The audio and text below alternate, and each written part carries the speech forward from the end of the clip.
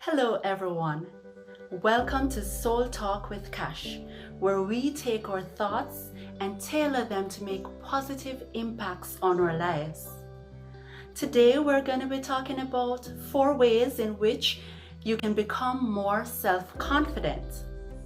Now, have you ever questioned your skills and abilities? Have you ever felt inadequate about your capabilities? And has that in some way impacted how confidently you feel? And have that caused you to shy away from doing the things that you know you should be doing? Today, we're going to be talking about those ways to help you build your self-confidence. I'm not saying that building your self-confidence is an overnight journey or it's very easy to do. But the more you keep on working at it, the better it will become. Let's get right into these ways how you can develop and build your self-confidence. The first way is to remove those self-limiting beliefs. Choose to think positively. You have to think back on the times maybe in your childhood or when you were growing up. What were some of those negative things that caused you to feel inadequate? What were those things that caused you to believe that you could not do it? And you have to choose to think positively. You have to remove those limiting beliefs. Remove those beliefs that you have placed on yourself and what you have allowed others to place on you. We have to choose to think positively. I choose to believe that I am fearfully and wonderfully made, and I choose to believe that God has given me all the skills and abilities that I need to operate confidently wherever I am. I choose to believe that I can do all things through Christ who gives me strength. And because I believe those things, then I believe that everything is possible. What do you believe? First step, choose to remove those self-limiting beliefs and choose to think positively. The second way in which you can build your self-confidence is to choose to operate from your strengths and not your limitations. What this does is that you already know that you're good at doing certain things. So the more you do those things, the more positive you will feel about your skills and abilities. So when you choose to operate through your strengths and not your limitations, you will realize that, hey, I've got this. I can do this. I've done this before, or I've done this several times, and I can do it. And you operate through those strengths.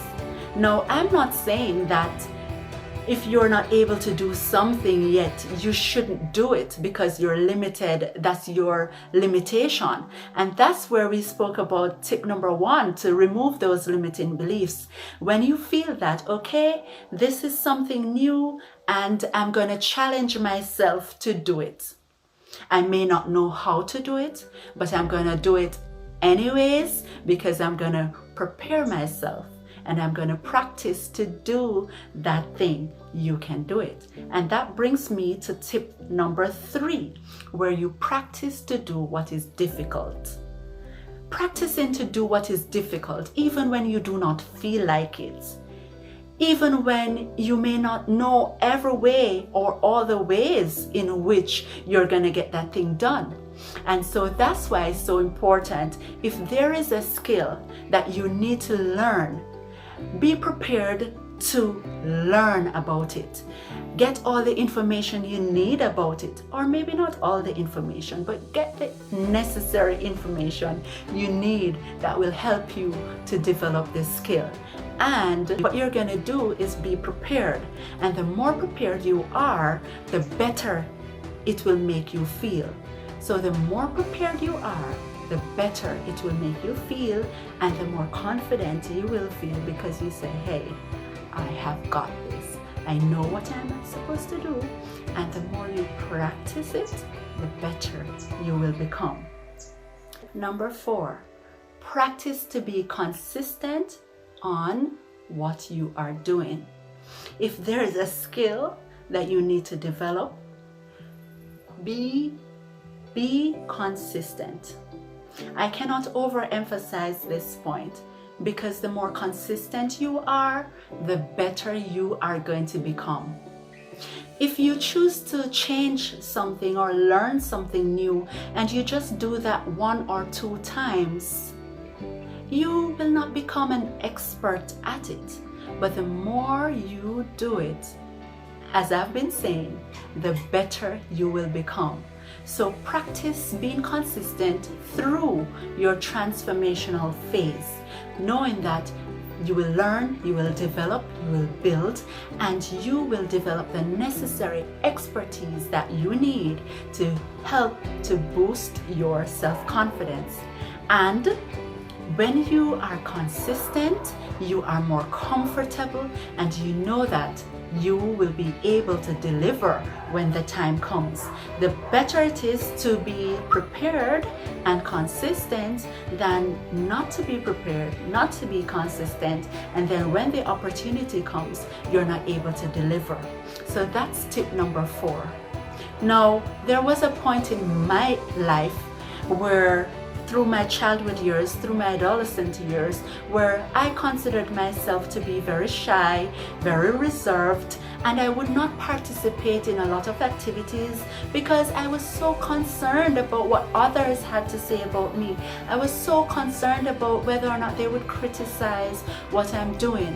And the turnaround point came for me when I decided that, hey, what I'm doing, it's not about me, but it's about service. It's about service. It's about serving the Lord. It's about doing what I needed to do and helping others. And that's when the change came about for me. So even though I was uncomfortable doing certain things, I still did them. I started raising my hand when I had a point, when I had a comment to make, when I had a question, and I raised my hand to make that comment. And even though I felt nervous, even though oftentimes my heart would be racing, I decided to raise my hand anyway, ask the question, and then that was it. And each time I started to do that, I realized that it was becoming better and better for me to do. And I started volunteering to do things. I started volunteering to make myself available to participate in different programs, to give speeches, to do those difficult things. It was not easy. It was uncomfortable at first, but I made the determination that I needed to do it because it was about to help me becoming more self-confident. Now, there are certain things that you need to do. You need to practice those 4 tips that I've shared with you, and you need to kick those limiting beliefs through the door. You need to kick the fear through the door. That even though you're fearful, even though you don't know the outcome, you are going to do it anyways. And you need to kick that procrastination through the door. Because if you never get started, you will never know the potential that lies within you.